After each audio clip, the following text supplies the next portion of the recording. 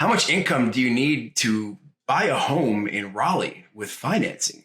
Well, I don't have access to all the data realtors have. So I looked up online on Google. I saw that Zillow said that, look at my notes, Zillow said that the average home sold, average price was 427, where realtor.com said that the median sold home price was 458.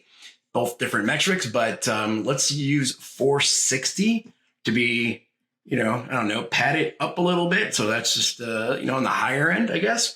And it didn't specify if it was townhomes, condos, single family, and this is the city of Raleigh, not the whole surrounding area. So you will have definitely less expensive homes when you move a little bit out in other parts of the triangle. But let's go with 460 as a purchase price. Now, for credit score to use as a comparison, according to the internet, I believe Experian website, the average credit score with Experian was 716 across everyone. But let's use a 680 FICO because not everyone's got a 700 plus. So 680 FICO, Raleigh, North Carolina, 460,000. Now we're going to go with an FHA loan to compare to. The reason why is FHA is for these credit scores, the pricing is a little bit better than conventional, but also the underwriting guidelines are a little bit looser and they do allow higher income ratios. So you can buy more house than you could with other loan products. Maybe not VA. VA's got their own special thing going, which is a little bit more common sense, but let's just go with FHA because there are more civilians than military borrowers, all right? So FHA will allow a 3.5% down payment, all right? So let's get a calculator. 3.5% down is $16,100 is your down payment. Now, FHA will allow your housing payment, and that includes your taxes, your insurance, your HOA, and your mortgage to be 46.99% of your gross income. That's if you're W-2.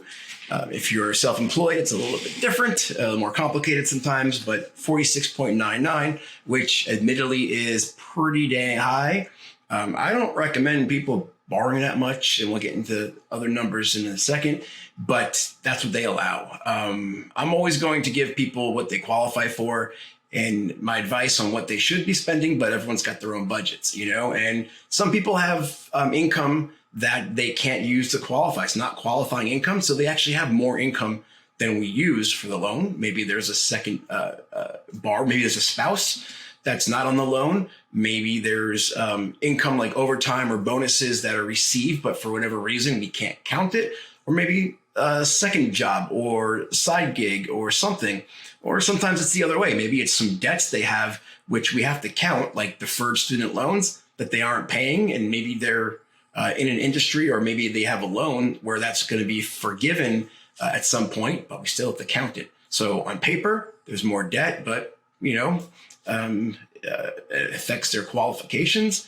So maybe so for them, maybe it's not that big of a deal to borrow at max capacity, but definitely, work your own budget and buy and borrow at your own comfort level. And they'll also allow up to really 56.99% of total debt. So when you add in your car payment, credit cards, student loans, so it's quite a bit. Anyway, 46.99. So we got the purchase price, we got the down payment. Now I'm going to make a couple of assumptions. For this price property, I've seen homes with property taxes from the $2,100 to the $3,600. That's $1,000 a year. So I'm going to use, let's see, $3,000 a year for taxes, which is, and if you haven't noticed, my handwriting is absolute worst in the world. $250 a month for taxes, and for insurance, we're going to go with $100 a month for insurance.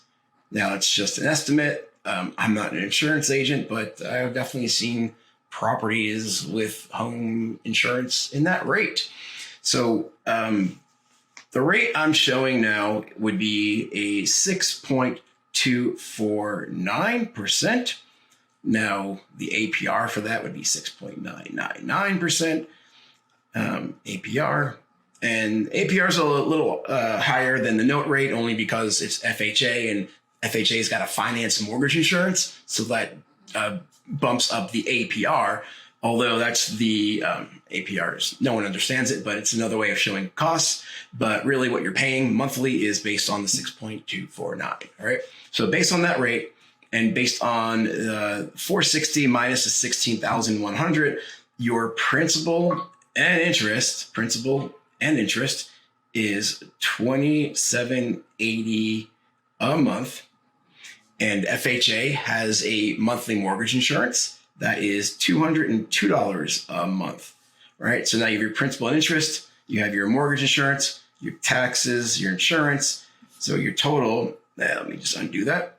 Your total with all that is $3,032 a month, which is your housing payment. So far, so good, right? So if we were to look at the cap is 46.99%, so divide it by 0.4699, that equals $7,090 a month. Annually, $85,090 a year. So you would need that to qualify at the high end based on current market for an FHA loan property in Raleigh.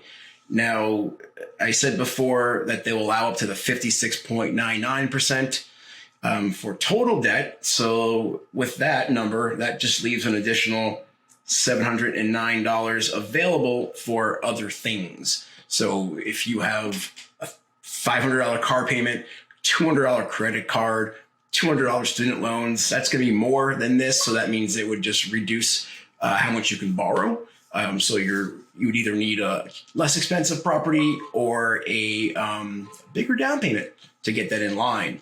All right. Now, one thing I want to show, like I said before, is affordability. Rule of thumb for monthly budgets is all of your expenses shouldn't be more than 36% of your income, right? So that gives you room for emergencies, savings, living your life, right? So 36% of your income would be housing. So in this scenario, 36%, that comes out to a salary of $111,000 for the year.